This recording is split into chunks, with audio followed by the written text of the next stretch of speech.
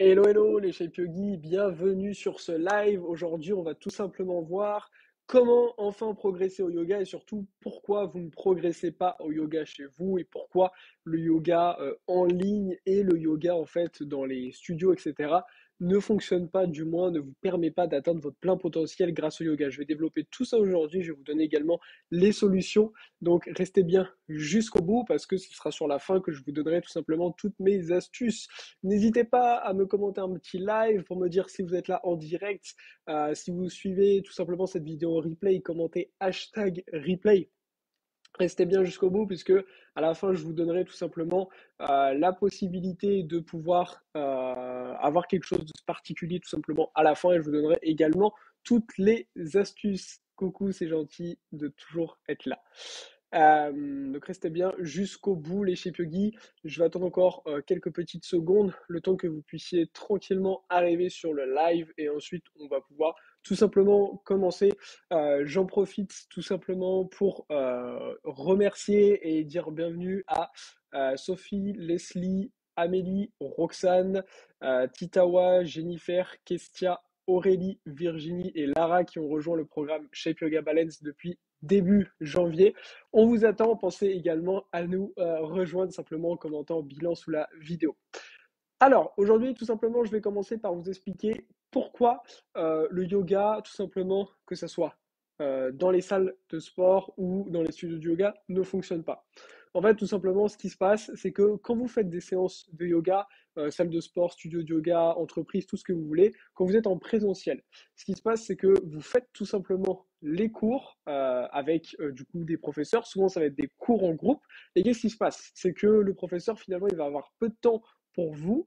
Les séances, au fur et à mesure, tout simplement des semaines, elles ne sont pas forcément évolutives. Alors parfois un petit peu, mais en fait, on s'éparpille beaucoup. On fait une séance à gauche, une séance à droite, et du coup, ça vous empêche de vraiment progresser. Ce qui manque, c'est que quand vous faites ces séances dans des studios de yoga ou autres, eh ben, il n'y a pas de vrai plan. Et en fait, le truc, le réel secret, c'est que c'est impossible de faire un même plan pour tout le monde. Ok?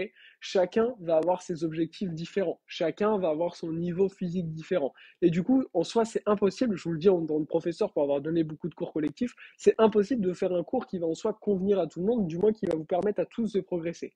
Alors bien sûr, c'est possible de faire un cours où tout le monde peut participer. Maintenant, en fait, moi je considère qu'on perd un peu son temps si le cours n'est pas vraiment adapté pour vous. Et ça, c'est quelque chose d'extrêmement important qui fait que souvent on ne progresse pas dans ces cours-là. Donc ça, c'est la cas de configuration, c'est quand on fait tout simplement les cours dans des salles de yoga ou salles de sport, etc. Deuxième cas de configuration, c'est quand vous faites vos cours de yoga, par exemple chez vous, comme on peut faire des fois même ensemble sur le groupe. Ce qui va se passer, c'est que quand je vous fais un cours, là, pour le groupe, ou quand je fais un cours, donc que vous suivez des cours sur YouTube, ou même des programmes, tout, peu importe ce que vous suivez, globalement, ce qui va se passer, ça va être le même constat. C'est que je vous le dis quand je vous fais un cours, le cours, en gros, j'essaie de faire quelque chose pour que tout le monde puisse suivre, mais forcément, pour les personnes qui débutent vraiment, ça peut être difficile. Pour les personnes plus avancées, vous pouvez un petit peu vous ennuyer parce que vous pourriez faire plus et plus optimiser votre temps. D'accord? Et du coup, c'est ça qui vous empêche de vraiment atteindre votre plein potentiel. En fait, ce qu'il faut vous dire, c'est que aujourd'hui, peu importe depuis combien de temps vous faites du yoga, si vous avez vraiment envie de progresser dans votre pratique du yoga, il va falloir fixer tout simplement trois choses. La première chose qu'il va devoir falloir fixer pour progresser au yoga, c'est tout simplement faire le bilan. C'est-à-dire faire le bilan de depuis combien de temps vous faites du yoga, ou est-ce que vous voulez juste en commencer, ou est-ce que vous en êtes dans votre santé, dans vos autres activités, si vous en faites d'autres. Mais la première chose hyper importante, c'est de faire le bilan. Le bilan, ça permet vraiment de prendre un peu de recul sur soi, de voir où on en est. D'ailleurs, moi, je vous propose de faire gratuitement ce bilan avec vous. Donc, vous pouvez commenter bilan sous la vidéo pour que je tout simplement vous envoie un petit message et on discutera au téléphone ensemble. Donc, ce qui est important dans un premier temps, comme je vous l'ai dit, c'est de faire le bilan sur votre niveau de yoga. Après avoir fait tout simplement le bonjour à tous ceux qui arrivent en cours de route, n'hésitez pas à mettre un petit commentaire pour me dire que vous êtes là. J'explique justement les erreurs qui se passent en fait quand on fait une pratique du yoga et qui nous empêchent de progresser. Et du coup, ce qu'il faut faire à l'inverse, c'est dans un premier temps faire le bilan, c'est-à-dire voir vraiment où vous en êtes. Dans un second temps, il va falloir fixer vos objectifs.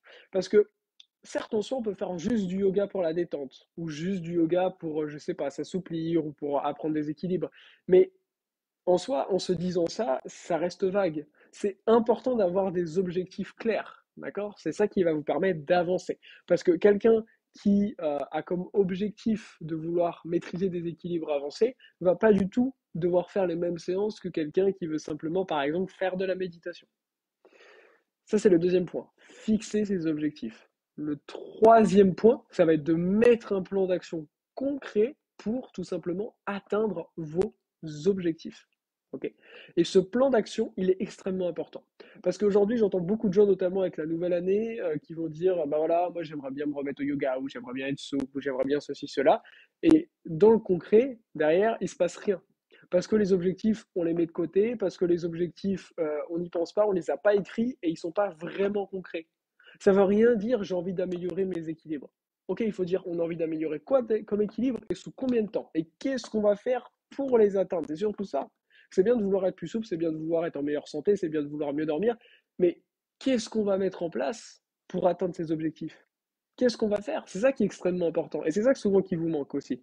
Ok, et c'est ce que moi j'amène. C'est pour ça que si vous commentez bilan, on pourra prendre un bilan ensemble, échanger, et je vous fixerai un plan d'action sur mesure pour vous permettre d'atteindre ce bilan. Ces objectifs, c'est extrêmement important.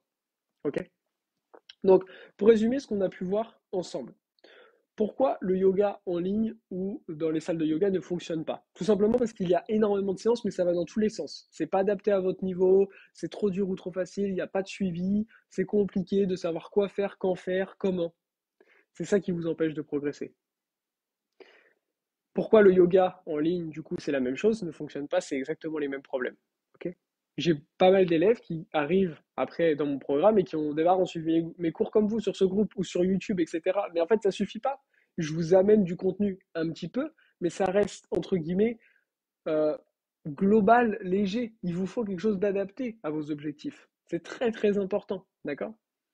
Donc pour ça, je vous répète les 3 points essentiels pour atteindre vos objectifs et tout déchirer cette année. Premier point, on fait le bilan. Où est-ce que vous en êtes? Ok, très très important. Deuxième point, après avoir fait le bilan, on fixe clairement vos objectifs. On veut atteindre quoi dans combien de temps? Troisièmement, on fait un plan d'action sur mesure pour atteindre ces objectifs. Ok, qu'est-ce qu'on va faire pour y arriver? Je vous prends un exemple concret. Vous faites déjà un petit peu de yoga et vous avez envie d'atteindre un niveau beaucoup plus avancé. Ok, premièrement, on fait le bilan. On voit que vous faites déjà tel type de yoga depuis tant de temps, ça va comme ça, etc. dans votre santé. Deuxièmement, ok, je veux du coup améliorer mon yoga. Dans ces cas-là, je veux améliorer quoi? Je veux améliorer par exemple ses équilibres, je veux améliorer telle chose, telle chose, telle chose. On le fixe ensemble. Et troisième point, tout simplement, on met en place un plan concret pour vous permettre d'atteindre vos objectifs. Et c'est ça qui est extrêmement important. Moi, à travers mon programme de yoga, c'est, à part dans certains bonus, etc., on fait jamais de séance de yoga juste pour faire une séance de yoga. Quand on lance son cours de yoga, c'est on va avoir cours de yoga de telle semaine pour apprendre telle posture, cours de yoga de telle semaine pour se renforcer telle partie du corps. Très précis, et comme ça on sait exactement pourquoi on fait la séance. Très très important. Voilà. J'espère vous avoir aidé avec ces informations. N'hésitez pas à commenter bilan pour prendre un bilan offert avec moi. D'ailleurs, on vient de dépasser les 1000 membres sur le groupe, donc ça c'est super cool. On se retrouve très vite du coup au téléphone. Pour ceux, j'ai encore pas mal de rendez-vous cette semaine, donc pour tous ceux qui rejoignent le programme, c'est vraiment top. Profitez-en au mois de janvier, très important de rejoindre le programme en commentant bilan parce que c'est le moment pour fixer les objectifs sur l'année. Je vous souhaite une bonne soirée, je vous dis à très vite et portez-vous bien. Namasté.